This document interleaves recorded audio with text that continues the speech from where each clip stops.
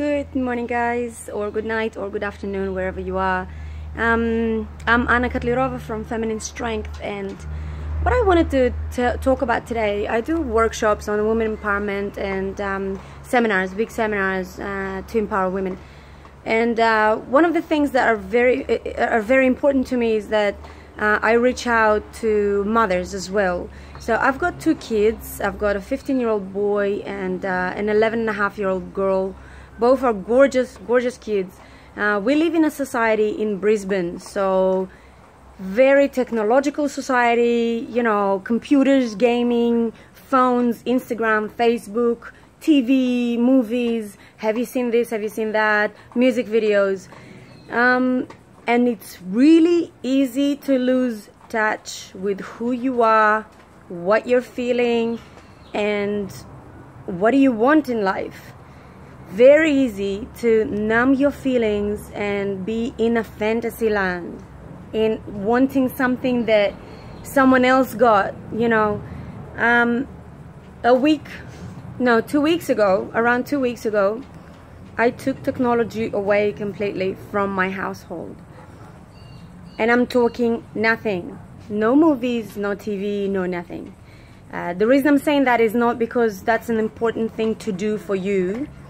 The reason I'm saying that is because I want you to know what happened, and I want you guys to know how they reacted and how I responded, because I think that this is a very important step in a child's life, to go through those moments.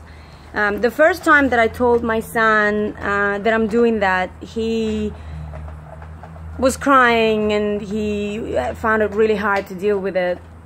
And, you know, and I reassured him that there's no problem for us to bring it back at some point, but for now, I need to teach you how, and you need to learn for yourself how to feel, how to be bored and to figure out something to do, how to experience life in a different way.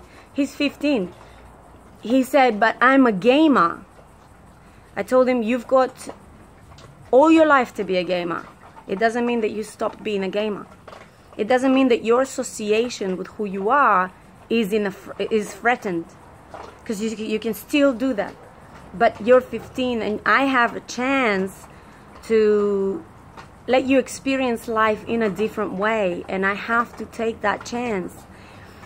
My job, and this is what I told the kids, my job is not to make you happy. That's not my job. That's your job. You make you happy. My job is to keep you fed, healthy nutrition, and safe, and become a healthy adult. Learn how to be human with yourself. They kind of understood it, and I think the more that we have those moments where we come home, we've got nothing to, we don't know what to do. We don't know what to do. We get on a sofa, we just chill. Just relax. What are you feeling, you know? How is school? What's going on? Let's have a talk. We play so many board games, and I think my son finally realizes why I'm doing what I'm doing. The other day he laughed like I haven't heard him laugh for years. He was on the floor crying and laughing from pain, from the laugh.